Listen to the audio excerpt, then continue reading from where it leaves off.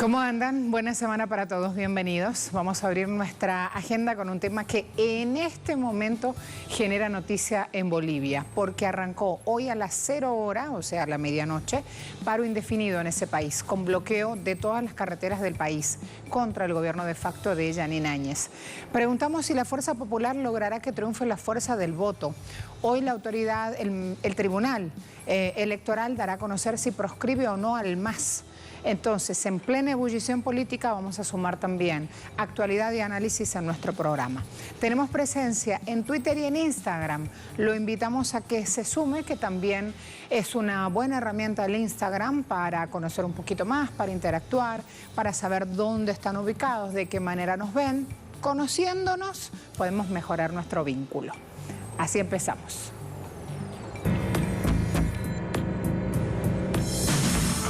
Este lunes, el Tribunal Supremo Electoral de Bolivia prevé publicar las listas de candidaturas habilitadas tras las posibles sustituciones por renuncias para los comicios del 6 de septiembre. En medio de esta situación, movimientos sociales prevén adelantar bloqueos de rutas y calles en todo el país.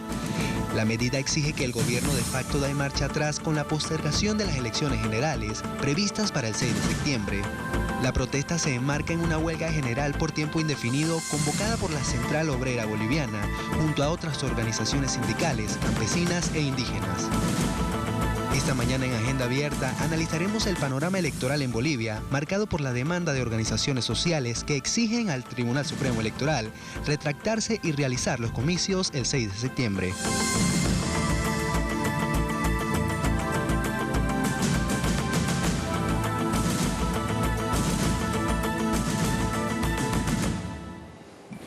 El portal 0223.com dice: Bolivia, huelga general contra el cambio de fecha de las elecciones. La Confederación Sindical Única de Trabajadores Campesinos emitió un instructivo para ingresar en movilización permanente y bloqueos desde hoy. Medida que junto a otras acciones del movimiento campesino indígena serán realizadas hasta que el Tribunal Supremo Electoral reanude el calendario para las elecciones nacionales. Además, Evo Morales en Twitter ha dicho: tenemos informaciones del Tribunal Supremo Electoral en sentido de que hay presiones internas y externas para proscribir al MAS, al Movimiento al Socialismo, su fuerza política, lo cual sería como descuartizar nuevamente a Túpac Katari o fusilar a Zárate Wilca. Nodal es una agencia latinoamericana de noticias y dice Gualberto Arispe, secretario de comunicación del partido político MAS, dice: el gobierno de facto quiere acallar, perseguir, meter miedo a nuestros hermanos dirigentes. El partido MAS, que lidera Evo Morales, ve con preocupación esta decisión de postergar las elecciones presidenciales por segunda vez y el intento de proscribir a la organización política que hoy gana las preferencias del electorado. Y además, también estas fuerzas en Bolivia, de facto, piden la orden de captura para Evo Morales. La persecución política ha venido después del golpe de Estado y a estas alturas tenemos dirigentes, candidatos del movimiento en esta elección que están presos, ha reseñado Gualberto Arispe. Me voy a ir ahora a la ciudad de La Paz. Allí me está esperando Freddy Morales. Freddy, vamos a sumar información vital de conocer en este día. Además, el Parlamento también está tratando una cuestión. No aceptan un préstamo del Fondo Monetario Internacional, las fuerzas políticas del MAS. En esa turbulencia me voy con Freddy. Buenos días. Buen día. La Central Obrera Boliviana ratificó su instrucción para el inicio de medidas de presión en el marco de la huelga indefinida a partir de este lunes contra el tercer aplazamiento de las elecciones nacionales. La instrucción es que se inicie el bloqueo de caminos y carreteras en el área rural a cargo de los sindicatos campesinos y la suspensión de actividades en varios sectores como educación y sindicatos petroleros. Sin embargo, en las últimas horas el gobierno de facto clausuró el año escolar con aprobación de curso de todos los estudiantes, lo que evitará conocer si los docentes de las áreas urbana y rural acatan la huelga. Las organizaciones campesinas anunciaron su participación en los bloqueos y organizaciones populares de la ciudad del Alto, por ejemplo, anunciaron también que bloquearán calles de esa ciudad vecina de La Paz. La semana pasada el Tribunal Electoral tomó contacto con la Central Obrera y organizaciones sociales que impulsan el paro, ocasión en que las partes hicieron conocer sus argumentos. Los sindicatos además hicieron conocer por escrito su solicitud de que se respete el 6 de septiembre como fecha de las elecciones nacionales, que en 3 meses cambiaron 4 veces de fecha, del 3 de mayo al 2 de agosto, al 6 de septiembre y 18 de octubre. El aplazamiento de las elecciones en 4 ocasiones se hizo bajo presión de los sectores de derecha, incluido el gobierno de facto, con el argumento del aumento de casos de coronavirus. Sin embargo, las encuestas sobre tendencia de voto revelan que los 7 candidatos conservadores no pueden remontar su bajo apoyo en relación al movimiento al socialismo, que se mantiene en primer lugar.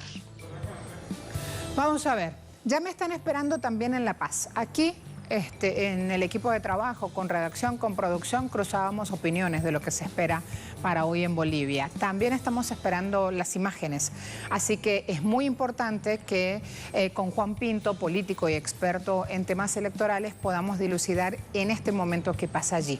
¿Cómo te va, Juan? Buen día.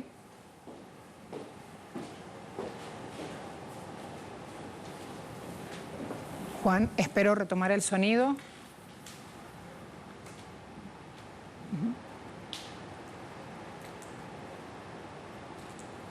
Experto en temas electorales. Buen día, saludos fraternos y solidarios desde Bolivia. Qué bueno que nos escucha. ¿Cómo está, Juan?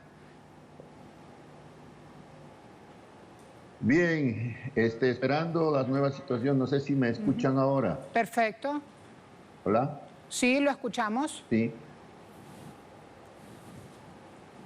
Bien, como bien decía Freddy anteriormente, hoy estamos empezando una nueva etapa en este proceso largo de 8 meses desde el golpe de Estado, y en el que las fuerzas sociales van a probar una vez más recuperar las calles. Creo que se ha hecho a través de la desesperación en todos estos días, a través de la situación económica, a través de la pandemia, pero hoy es la primera estocada a nivel orgánico.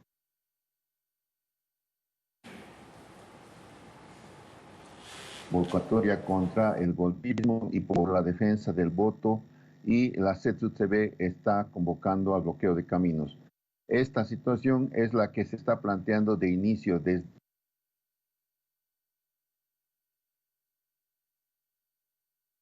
y hoy esperamos tener otras noticias respecto a la convocatoria. ¿Qué otras noticias podrían ocurrir?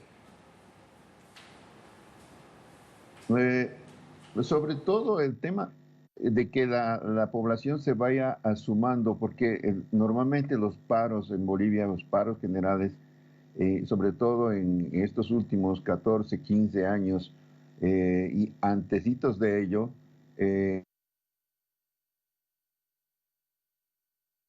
todos paran el primer día, sino va siendo paulatino a lo largo de la semana. Es en ese sentido que vamos a poder ver si la recuperación de las calles, la recuperación de la iniciativa popular va a tener la contundencia necesaria para imponer algo que está dicho por ley, que es que las elecciones deben darse el 6 de septiembre. El MAS sufrirá una proscripción como algunas fuerzas internas y externas están empezando a correr el rumor, Juan. Mira, ese es el objetivo fundamental, pero no creo, por lo menos hasta ahora, que se animen a hacerlo con tanta inmediatez. Por eso quisieran las fuerzas opositoras de la reacción patear el proceso electoral hasta el siguiente año. ¿Qué significa eso? Darse el tiempo para generar la proscripción, el cansancio de la gente, y además tener una serie de otras tareas, como el hecho de modificar la geografía electoral para que puedan ser ellos favorecidos, y en definitiva generar otro sistema político en el país sin el MAS. Ese es digamos, la intención y el sueño de la derecha neoconservadora en este país, que en el ramillete de espacios políticos son 7 frente al MAS, que es la única opción en este momento que representa a las organizaciones sociales y al pueblo mayoritario en general. Hablamos también al empezar este programa del acuerdo con el FMI que está planteado en el Senado. También sería bueno mencionar esta disputa económica que se va sucediendo en otro frente de resistencia. Sin duda, es una situación política sui generis la que vivimos en Bolivia, porque el órgano legislativo es básicamente en 2/3 del MAS. Y esta representación es la que no ha podido superar el Ejecutivo y siempre ha tenido esta limitación. Es más, todavía ha intentado, ha amenazado, ha buscado cerrar el Legislativo, pero se dio cuenta de que entonces no tendría la cobertura internacional para decir que no es un golpe, sino es un gobierno transitorio en esa perspectiva. Pero los hechos lo han desmentido al golpismo en esa perspectiva, porque a lo largo de estos 8 meses no ha hecho otra cosa que perseguir y a generarse leyes por decreto para la represión, proscribir y perseguir a los mismos diputados, amenazar, etcétera, etcétera, en esta nueva condición golpista de la que estamos hablando. Y el órgano legislativo finalmente ha asumido una posición en relación a esto, que es frente al despilfarro, frente a la corrupción que se ha generalizado por parte de este gobierno. Lo que se ha hecho es justamente frenar este préstamo que estaba en curso, pero sin embargo el Ejecutivo ya había recibido esos fondos en marzo o abril del presente año y los ha estado gastando para cubrir su déficit presupuestario. En ese sentido, están desesperados por esta aprobación en el Congreso, aparte de que están presionando, diciendo que esa plata serviría para salud, cuando no figura los antecedentes de ese préstamo para poder justificar esta situación. Aún más, para intentar entrar en la situación electoral, ha adelantado o está buscando adelantar los aguinaldos para las personas de la tercera edad para intentar ganar también algunos votos. Existe totalmente una situación de desesperación por parte de ellos respecto a la condición y la posibilidad de las elecciones e intentan quemar todos los cartuchos para intentar patear el proceso electoral. Por eso la reacción popular, por eso la rabia popular, por eso hoy la generalización del paro y el bloqueo de caminos. ¿Qué me decía Juan? Va a depender con el transcurso de los días la intensidad, la demostración en las calles, la demostración ciudadana, con lo cual se vuelve vital entonces estas convocatorias que a esta hora ruedan entre los campesinos, entre los trabajadores en Bolivia. Los medios de comunicación, ¿cómo abordan este paro indefinido y este bloqueo de carreteras que empezó hoy? Bueno, es evidente que existe un monopolio de parte del gobierno sobre los medios de comunicación en Bolivia. Es decir, todas las noticias que se filtran básicamente amenazan y a lo largo de todo este tiempo han señalado que cualquier opinión contraria a lo que dice el gobierno golpista proviene del MAS. No se han dado cuenta o no quieren darse cuenta o quieren ocultar a la ciudadanía el hecho de que más allá de un partido hay un pueblo mayoritario que hoy ya no aguanta la situación en la que vivimos. Con el tema de la postergación o más bien la clausura del año escolar por parte del gobierno del día de ayer, ya no existe más paciencia por parte de la gente y creo que va a salir con más contundencia a reclamar los derechos fundamentales. Ya se han proscrito los derechos fundamentales a la salud, a la situación económica y hoy se suma el tema de la educación. Creo que son elementos centrales y fundamentales para la protesta y la rabia de la gente hoy que empieza hoy a movilizarse. A lo largo de los siguientes días veremos la contundencia y la y la posibilidad importante de recuperar la organicidad que las organizaciones sociales en Bolivia siempre la han tenido y que a lo largo de 14 años han estado adormiladas y hoy frente a una situación extrema como la que vivimos empiezan a detonarse nuevamente. Hablamos de cuestiones extremas y los temas relacionados a la educación. Juan, le pido un resumen allí con su pedagogía, con su forma tan clara de contar las cosas, qué es lo que está pasando. Perdón, no escuché. Digo, le pedía que nos contara cuál es el capítulo que genera tanta molestia con respecto a las clases en Bolivia. Bien, desde que el señor Víctor Hugo Cárdenas, que también fue candidato de la ultraderecha por otra organización en el pasado inmediato, asumió el Ministerio de Educación, fue evidente que nunca tuvieron y no tendrán una estrategia para la educación. Y peor en la situación de pandemia, donde se tuvo que realizar clases virtuales que finalmente no abarcaron ni al 15% de la población estudiantil, por cuanto una gran mayoría no tiene ni los recursos, ni las posibilidades, ni la cobertura de Internet que posibilita este acceso. En esa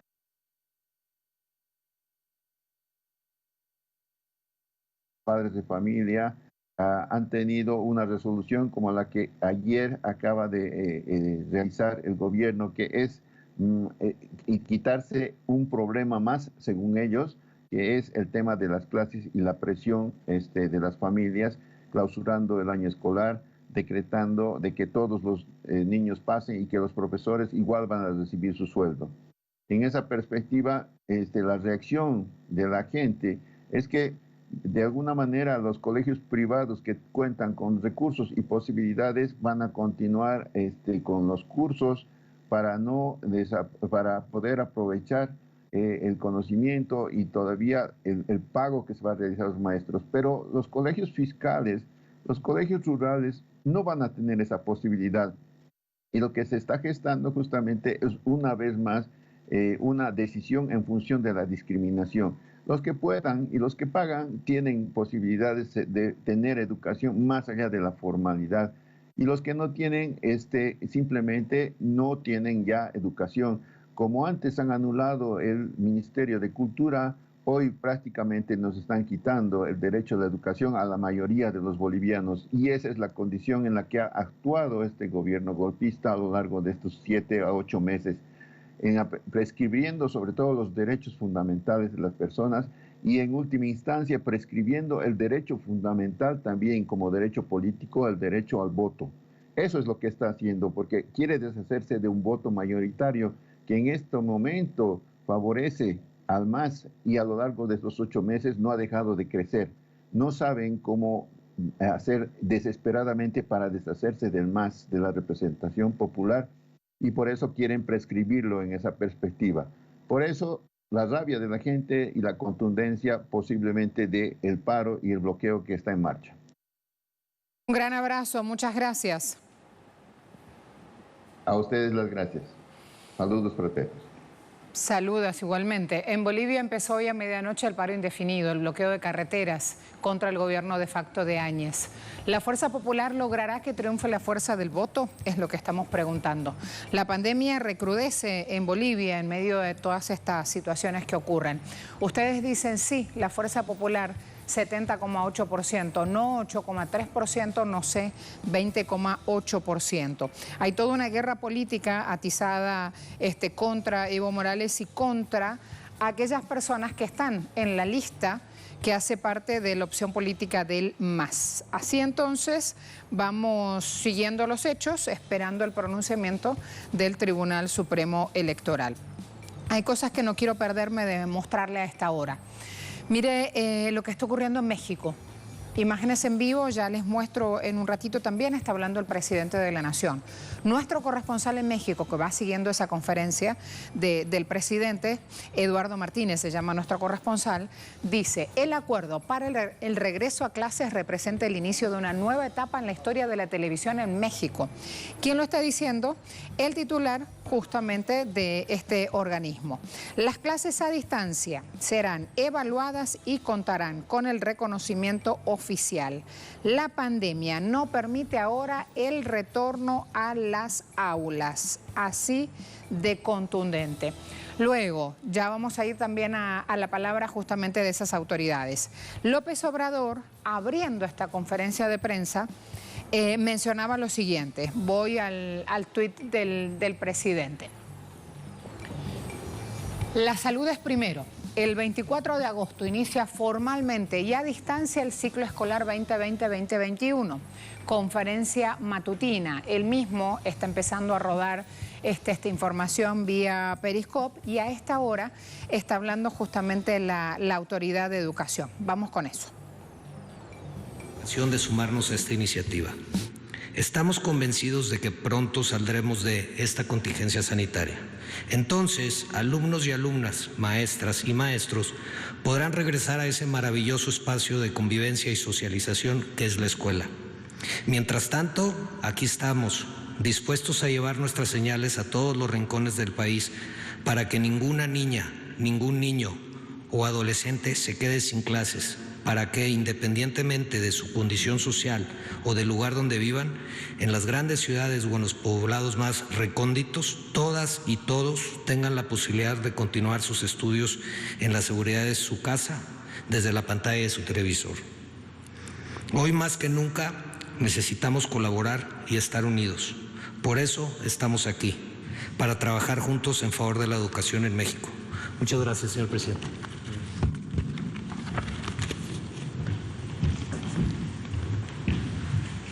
Bueno, pues este es el programa de regreso a clases. Hay mucha información todavía que se tiene que transmitir para conocer cómo va a funcionar el sistema.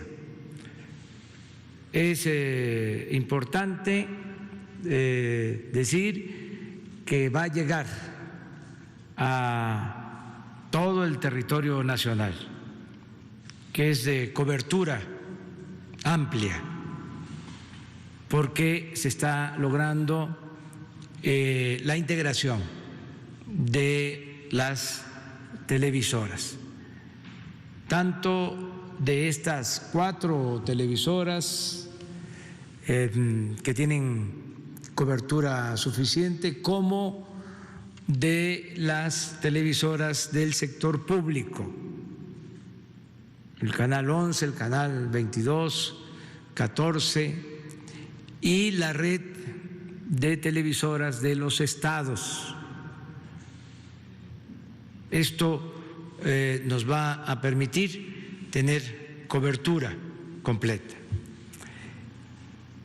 Es iniciar las clases con toda la formalidad. No es un curso de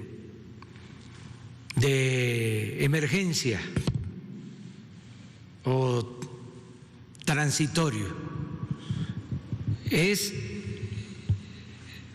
iniciar las clases de conformidad con el plan educativo.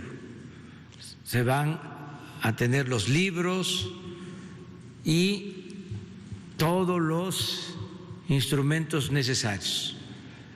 Desde luego, a los maestros en el aula, nada más que por la televisión, maestros de muy buen nivel que van a estar impartiendo todas las materias de acuerdo al plan educativo. Se va a invitar también a maestros de gran nivel académico, a científicos que nos van a ayudar, intelectuales, para reforzar todo el proceso de enseñanza-aprendizaje. Yo quiero aquí recordar, como lo ha mencionado Olegario, de que vamos a cumplir el año próximo 100 años de la fundación de la Secretaría de Educación. 100 años de la fundación de la Secretaría de Educación. Fíjense, ciclo escolar arranca el 24 de agosto, 100% online. Radio educativa en comunidades indígenas, aquellas donde no llegue la señal de la televisora pública o privada. Ya han visto ahí la firma de acuerdos con las distintas televisoras. Hasta el presidente de Televisa está pronunciándose hasta ahora en redes sociales. Hay más de 4 televisoras que van a reproducir toda esta información. La educación va a ser 100% usando la televisión. Ya se ha dado la firma del acuerdo educativo y así se plantea iniciar este ciclo escolar 2020-2021. ¿Por qué voy a esto? Porque es fundamental. Porque es educación, porque México, con la demografía que tiene y la cantidad de alumnos, está dando una primera puntada que es sumamente importante. Y además, porque ellos utilizan las redes sociales con una eficacia que ya hasta ahora, miren, en este regreso a clases, que es la etiqueta que posicionan, están contando que la educación, esto lo cuenta el sistema de educación, la educación a distancia por televisión tiene una base pedagógica sólida y equitativa. Los libros de texto son gratuitos. Y miren cómo ya empiezan a rodar los textos, la información. 140 millones estarán en los estados para su distribución a tiempo. Por favor, suban un poquito más ese gráfico para que vean. Ya hay una ruta de tus libros.sep.gov.mx de México. Cuando hablan de cómo va a ser todo este circuito armado de apoyo, de backup a todos los contenidos educativos, miren cómo ya tienen el número allí con el dibujito. En Yucatán pasa tal cosa, tanta cantidad de alumnos, tal porcentaje de asistencia, saben dónde viven. Entonces, de acuerdo a cada comunidad, saben cuál es la herramienta tecnológica que les va a resultar, porque son todas presunciones, no ha arrancado, pero que les va a resultar eficaz, que va a tener el resultado que están buscando. Como México también es una población diversa, miren cuánto hay para aprender aquí de cómo van hilvanando sus contenidos para llegar y desarrollar toda la red educativa. Ahí entonces dejo ese punto. Seguimos monitoreando la conferencia de prensa en vivo que hasta ahora está dando el presidente, enfocado en esta vuelta a las clases 100% online. Hay otras cosas que van pasando.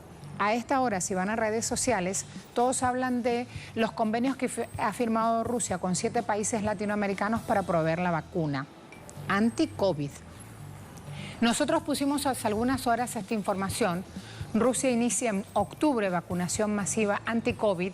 Ya está en el usuario Telesur, en la página web, en las redes sociales. Con esta imagen ya empezamos a hacer rodar también esos contenidos. Sumamente importante. Mientras eso pasa, vamos a mostrar el siguiente video. Mientras nos llega la vacuna, así nos quedamos en casa, aprendiendo, acompañados, algunos con un perrote enorme como este, lo que debe comer ese animal, otros con el cacri, como le decimos al callejerito que tenemos en casa, la mascota que elegimos, acompañados, cuidados en casa.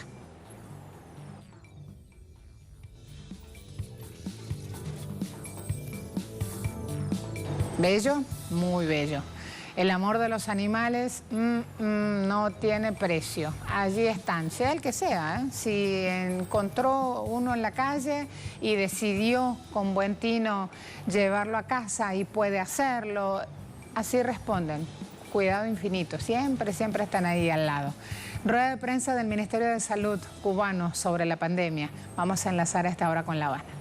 Unidos, una vez más a la sede del Centro de Prensa Internacional del Ministerio de Relaciones Exteriores de la República de Cuba. De inmediato iniciamos la conferencia de prensa del Ministerio de Salud Pública sobre la actualización de la situación epidemiológica del país frente a la COVID-19. Nos acompaña, como ya es habitual, el doctor Francisco Durán García, director nacional de epidemiología del MINSAP. Doctor, buenos días. Ustedes, a Gisela que nos apoya, a las compañeras que hacen muy bien su trabajo de lengua de señas y lo que es más importante, a todos los medios que reproducen esta información y a las personas que todos los días prestan atención a la información. Con el permiso de siempre, teniendo en cuenta el distanciamiento para poder expresarme mejor. Bueno, el día no amanece todo lo bien que se quisiera. Realmente todavía las indisciplinas nos afectan y recogemos cosecha de cosas mal hechas en días anteriores. De esta forma, en nuestros hospitales hay 508 pacientes en estos momentos, en vigilancia 24, sospechosos 276 y confirmados, la cifra más alta de los últimos días, 208. Estos son los casos activos que tenemos hoy ingresados en nuestros hospitales activos de COVID-19. En la atención primaria de salud se vigilan 4.862 personas por nuestros profesionales, especialistas. Ayer nuevamente procesamos más de 3.000 muestras, 3.485 muestras se procesaron en los laboratorios de biología molecular del Instituto de Medicina Tropical Pedro Curí, 1.556, de los Centros Provinciales de Higiene, Epidemiología y Microbiología de La Habana, 478, el de Villa Clara, 459, el de Santiago de Cuba, 282, en los del Centro de Ingeniería Genética y Biotecnología, 376, los del Hospital Hermanos Amjeira, 260, y en los laboratorios de la Defensa Civil de nuestro país, 74.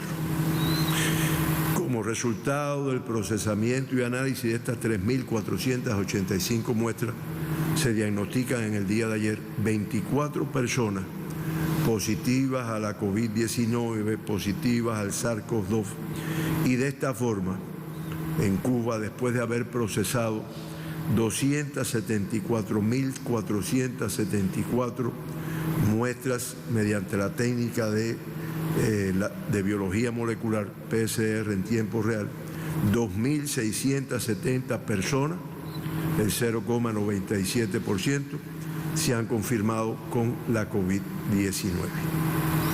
Ayer también se procesaron muestras de las otras provincias, de Artemisa 229, teniendo en cuenta la complejidad epidemiológica que presenta, de Matanzas 89, de Villa Clara 168, de Holguín 67, Santiago de Cuba 74, y de esta forma mantenemos la vigilancia en todo nuestro territorio.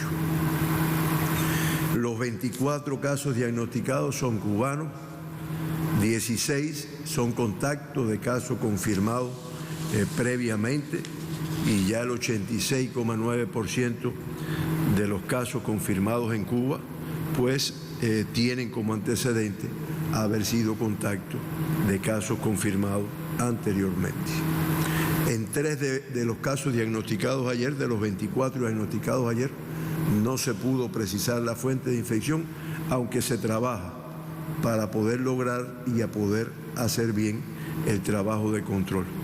Y de todas formas, 128 con estos 3 de acumulado son los casos confirmados en Cuba que no se ha podido precisar cuál fue su fuente de infección.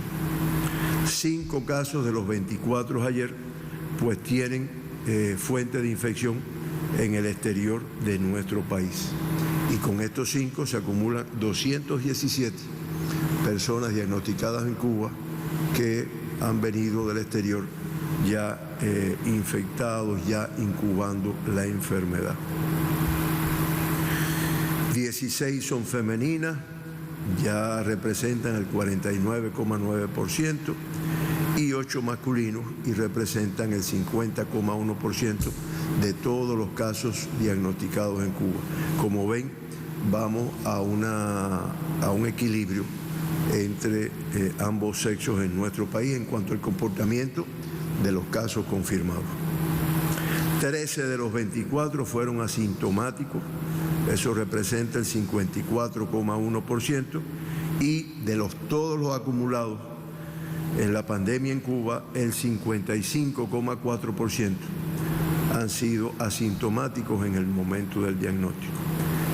En los últimos 15 días, este porciento representa el 58%, que son los casos que se han confirmado sin síntomas en el momento del diagnóstico.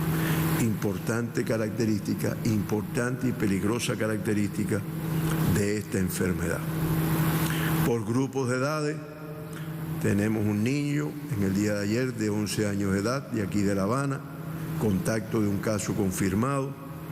De esta forma ya se acumulan 307 niños, jóvenes, menores de 20 años de edad que se han confirmado con la COVID-19 en nuestro país, de los cuales 281, el 95,5%, ya están de alta, ya están recuperados.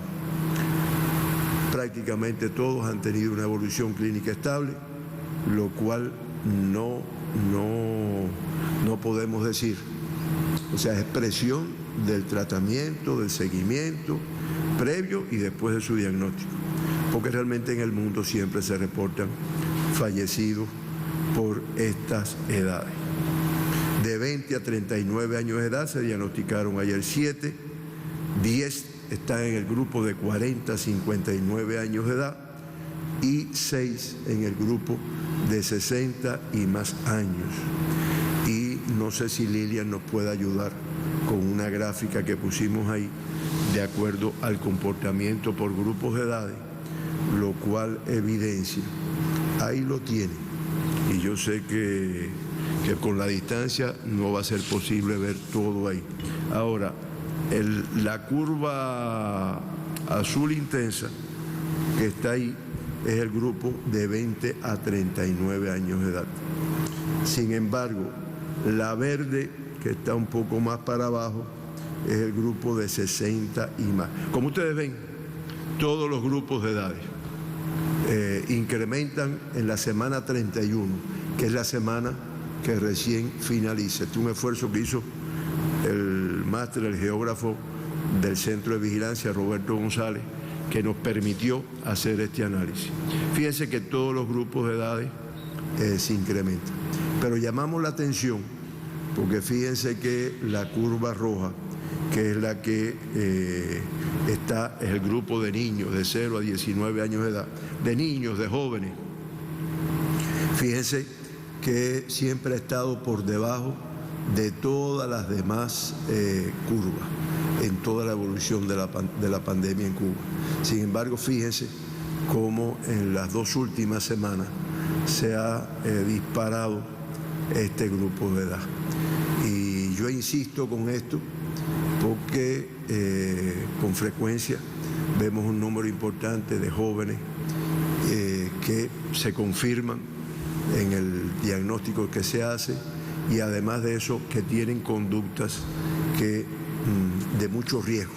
Por lo tanto, hacemos un llamado de atención a todos, podemos decir no los padres, los familiares, pero es que muchas veces los padres y los familiares no se dan cuenta. Creo que todos tenemos que cerrar fila con esta y otras indisciplinas que todavía tenemos presentes en nuestro país y que han hecho que tengamos un comportamiento desfavorable, pudiéramos decir. Tal vez vamos al pronóstico, la curva, pero indiscutiblemente no cabe duda de que nos sentimos insatisfechos realmente con el esfuerzo que se hace y el comportamiento y las negligencias y las violaciones que han permitido que tengamos un número de casos todavía importante después que habíamos logrado una reducción. Los 24 casos positivos que se diagnosticaron ayer, 10 son de La Habana, 9 son de la provincia de Artemisa y se diagnostican ayer 5 casos importados, 4 de la provincia de Santiago de Cuba, 2 del municipio Santiago, 1 del municipio San Luis, 1 del municipio de Songo-La-Maya y un caso importado de la provincia de Pinal del Río, del municipio de San Luis. En Artemisa, los casos pertenecen, el grueso 7, a Bauta, pero se diagnostican ayer un caso también de San Antonio de los Baños y de San Cristóbal. Y en el caso de La Habana, los 10 casos confirmados en el día de ayer, pues son de los municipios de La Lisa, Marianao, Arroyo Naranjo, Cerro, Guanabacoa, 10 de octubre y Plaza de la Revolución. Prácticamente todos relacionados con focos o con eventos que se vienen trabajando en este lugar. Y que el objetivo es ese, buscar y que aparezcan para poderlos aislar y evitar que sigan infectando a otras personas. Con este comportamiento de la incidencia del día de ayer, pues se mantiene la mayor tasa de incidencia de casos confirmados en los últimos 15 días en la provincia de Artemisa, que se incrementa a 16,51. En el caso de La Habana, se incrementa a 4,12 por 100.000 habitantes. Villa Clara mantiene la misma tasa de incidencia de 0,39 y esto hace que Cuba se incremente la tasa de incidencia de 1,4 que tenía ayer a 1,65 por 100.000 habitantes. Como ustedes ven, son indicadores que se han incrementado en estos momentos. De esta forma y a modo de resumen, de los 2.670 pacientes diagnosticados con la enfermedad, como ya dijimos, se mantienen activos, se mantienen ingresados, confirmados, 208, que representa el 7,8% de los casos confirmados en Cuba, 207, el 99,5%, indicador favorable que dice mucho del tratamiento, del seguimiento, de la evolución de nuestros casos, tienen una evolución clínica estable. Desde hace 22 días en nuestro país no se produce ningún fallecimiento y con los 87 personas que fallecieron por la enfermedad en días anteriores, pues la letalidad de Cuba se mantiene o disminuye a 3,25 contra 3,76, que es la letalidad en la región de las Américas, y que esto hace que Cuba tenga el lugar número 21 entre los países de la región. Cuando lo comparamos con la letalidad del mundo, que es de 3,84, pues realmente Cuba se mantiene en la posición número 113 del mundo. Siempre mencionamos las 2 personas que se evacuaron. Ayer 4 altas nada más, realmente indicador desfavorable cuando lo comparamos con el número de casos que se diagnosticaron, y con estas 4 altas se acumulan 2.373 pacientes recuperados, el 89%. Se mantiene de los 208 casos confirmados ingresados, la paciente de aquí de La Habana, que se encuentra en el hospital Dr. Luis Díaz Soto, que se mantiene reportada de crítica, aunque como hemos dicho en días anteriores, crítica estable, no ha tenido más complicaciones. El mundo, que traduce la complejidad del control de esta enfermedad, mantiene los 185 países que han diagnosticado casos de COVID-19. Ayer se diagnosticaron 262.472 personas con la enfermedad. Ya la cifra asciende a 17.841.619 casos. Como ustedes ven, tal vez mañana ya estemos en 18 millones de casos confirmados. Fallecieron 5.776 personas y ya se acumulan 685.281 personas han perdido la vida como consecuencia de esta enfermedad en el mundo, lo cual hace una letalidad de 3,84%. La región de las Américas, que ya representa el 54% de todos los casos diagnosticados en el mundo, al notificar ayer 150.067 casos y un acumulado de 9.651.472 casos confirmados. Fallecieron como consecuencia de esta enfermedad en nuestra región 3.861 personas, para un acumulado de 363.599 fallecidos, lo cual, como yo había dicho anteriormente, expresa una letalidad de 3,76%, que como también expliqué creo que ayer o antier, que pues dicen, bueno, la letalidad es tanto por ciento, eso quiere decir que de cada 100 personas que enferman en el mundo, prácticamente 4 fallecen con la enfermedad. Y de los países, pues se mantiene los países más afectados, un ordenamiento similar: Estados Unidos, Brasil, India, Rusia, Sudáfrica, México, Perú, Chile, Irán. Pero lo que más llama la atención es que Estados Unidos, Brasil, con más de 58.000 casos confirmados ayer y más de 45.000 en Brasil, pues encabezan el número de casos en este sentido. Y lo que es más llamativo, nuevamente fallecen en los Estados Unidos 1.133 personas, más de 1.000, y en Brasil 1.088 personas, más de 1.000, lo cual es muy importante. Yo, antes de que Héctor nos haga alguna pregunta que puedan tener, solo referirme a unas declaraciones que hizo el doctor Tedros Andreus, que es el director general de la Organización Mundial de la Salud, donde él señala que textualmente la pandemia es una crisis de salud que se da una vez en un siglo y cuyos efectos se sentirán en las próximas décadas. Muchos países que creían que habían pasado lo peor ahora están lidiando con nuevos brotes.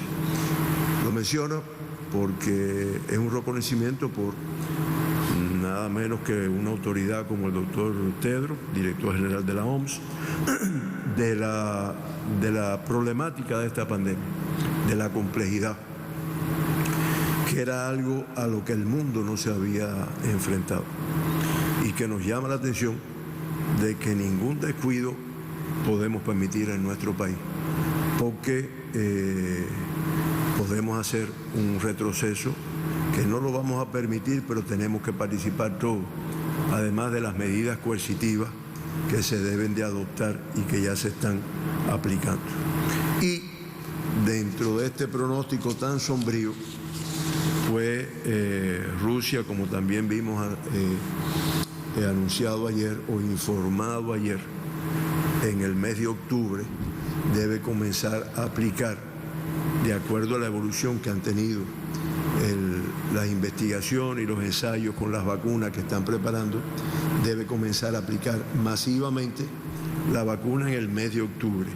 Y ya está hablando de comenzar la producción de su segunda vacuna contra la COVID en el mes de noviembre. De todas formas, reitero, como dijo nuestro presidente Díaz-Canel en una de las primeras reuniones del Grupo Temporal Nacional, la vacuna que tenemos hoy es el cumplimiento de las medidas que todos conocemos y que 1% de nuestra población no está cumpliendo, y es lo que ha hecho que tengamos el comportamiento de la pandemia en Cuba en los últimos días, en las últimas semanas. Héctor, no sé qué nos pueda quedar. Tenemos una pregunta, doctor. El medio italiano Sí por Cuba interroga lo siguiente: ¿podría decirnos en cuántos municipios de la capital se están realizando estudios masivos para detectar el virus? Pausa muy breve y regresamos con lo que tenemos en Agenda Abierta preparado para ustedes. A tan solo una semana de las elecciones primarias en Ecuador, el juez del Tribunal Contencioso Electoral, Fernando Muñoz, dejó sin efecto medidas cautelares del Consejo Nacional Electoral que impedían la participación de 4 movimientos políticos en las elecciones del 2021. A través de la cuenta en Twitter, el expresidente Rafael Correa escribió: todavía enfrentamos, o sea, no solo es que el levantamiento de la norma que vetaba a su partido político estaba en marcha, sino que además se enfrentan reforma inconstitucional de reglamento de elecciones para que la aceptación de la candidatura sea en persona. Intentan apuradamente sentencia definitiva que me inhabilite, dice él.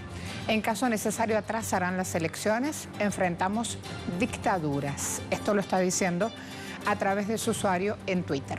Página 12 destaca los alcances del fallo que se ha asumido.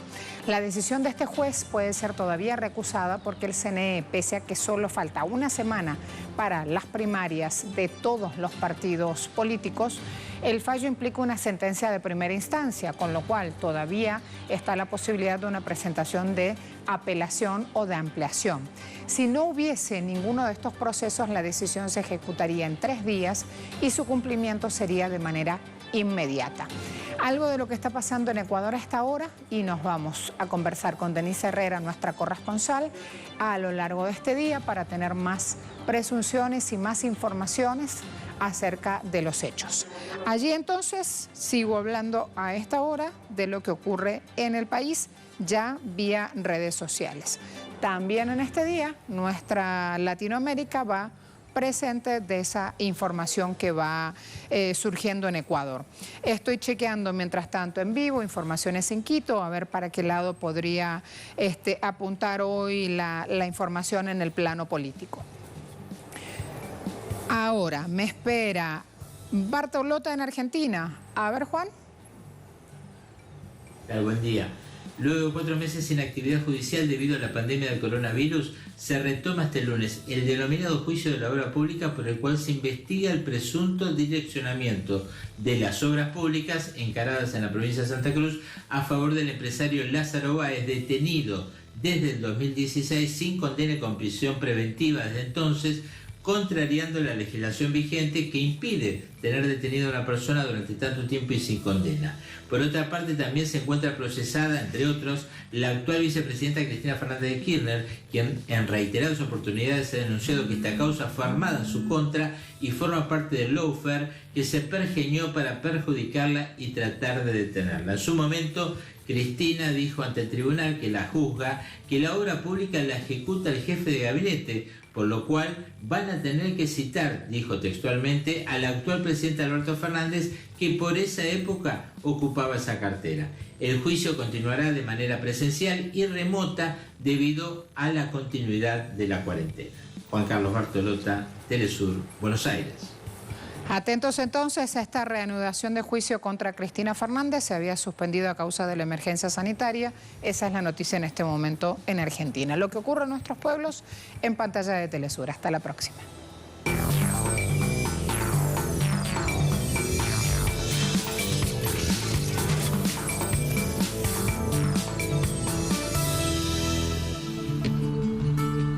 Soy Jacob Polemski, secretaria general del Partido Morena de México, y quiero felicitar a Telesur por sus primeros 15 años de extraordinaria labor, por informar verazmente, por acercarnos a la cultura de los pueblos y por difundir las luchas que otros callan, por dar a conocer el importante caso de los 5 héroes cubanos, un ejemplo de dignidad, valor y entrega en defensa de su pueblo, con una lucha valiente en contra del terrorismo. Telesur ha sido un puente de unión para nuestra América, un espacio contrahegemónico, una plataforma de integración que nos presenta la realidad global. Quiero dar un gran reconocimiento a quienes, a pesar de todo, hicieron posible la existencia de Telesur. Larga vida a Telesur.